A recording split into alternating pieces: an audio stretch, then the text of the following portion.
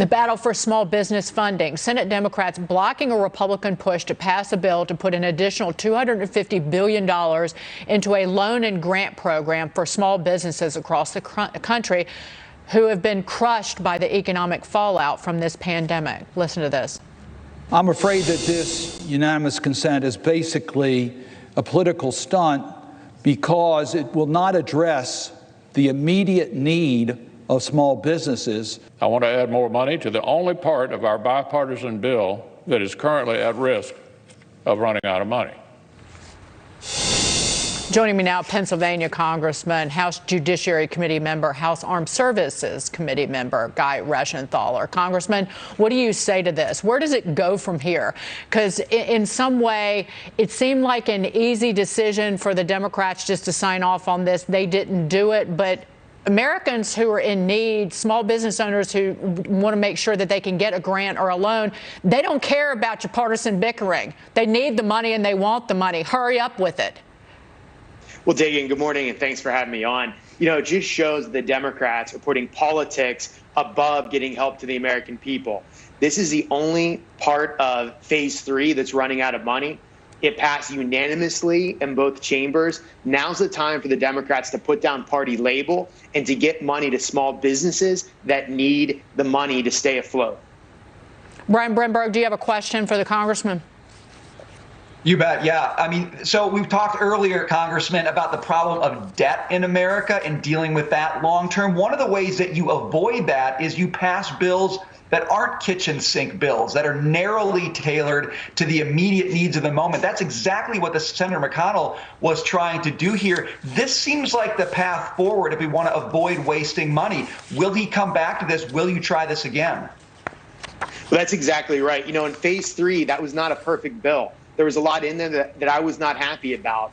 Bailing out NPR, for example, when we're trying to get money to individuals and we're going to try to add liquidity to small businesses. But it was the best that we could do. We have to remember that we have Speaker Nancy Pelosi, unfortunately not Speaker Kevin McCarthy. So as long as the Democrats control the House, we're going to have to negotiate with them. But the fact that they're holding out this extra money to small businesses for some of their pet projects shows you that the far left Democrats will use any crisis, any reason to push through socialist policies. John, you have a question for the congressman? Yeah, Congressman, back in 2009, not a single Republican voted to support a stimulus plan to help the economy at a point then that was the worst recession since the Great Depression. Was that the right thing?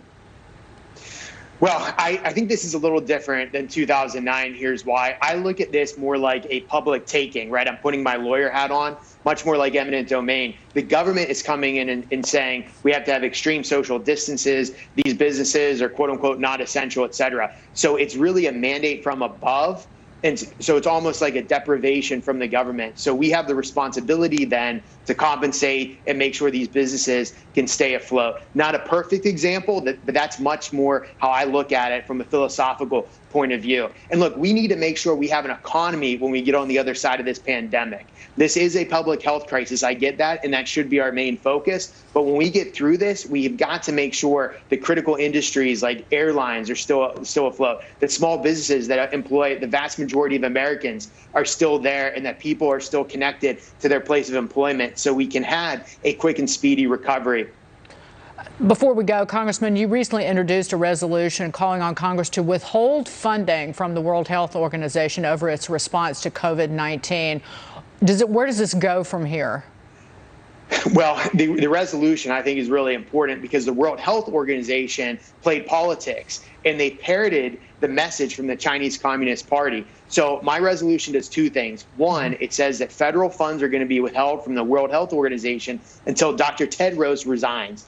Also, it's going to tie those federal funds to the establishment of an international committee to do an investigation on how the World Health Organization helped China, or at least was negligent in helping China cover up this pandemic. Remember, the Taiwanese warned in late December that this virus spread person to person. The Chinese in the World Health Organization downplayed that. In fact, the World Health Organization refused to even call this a pandemic until mid-March. So they really showed that the Chinese and the World Health Organization did not act appropriately. They should have shut down travel to Wuhan. And we have a study from Southampton University, not a bastion of conservative thought, which said that if China just would have acted sooner and acknowledged that this could have been a pandemic, we could have had a reduction of 95% in those that were infected by COVID. Congressman Cabot Phillips has a quick question before we go.